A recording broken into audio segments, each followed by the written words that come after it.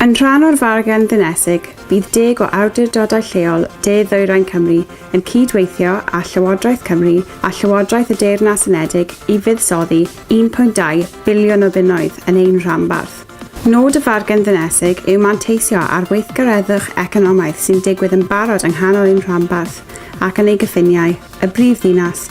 ac i ledaenu'r ffyniant ar draws De-ddwyrain Cymru, o Fynwy i Faes Deg a'r Bari i'r Fenni.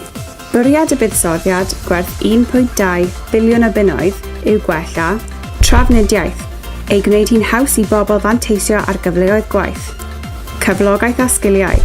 denu busnesau newydd i'r rhanbarth gan greu rhagor o swyddi a chyfleoedd prentisiaeth, cysylltedd digidol, gofalu bod gan ein rhanbarth gysylltiadau da, adfywio a chynllunio, gweithio gyda'n gilydd i ail-ddatblygu ein rhanbarth ac i ddenu buddsoddiad mewnol. Trwy gydweithio, mae'r fargen ddinesig yn cynnig cyfle unigryw i drawsnewid economi De Cymru ar gyfer ein dyfodol. Ewch i wefan Bargen Ddinesig Prif Ddinas Rhanbarth Caerdydd a dilyn ni ar Twitter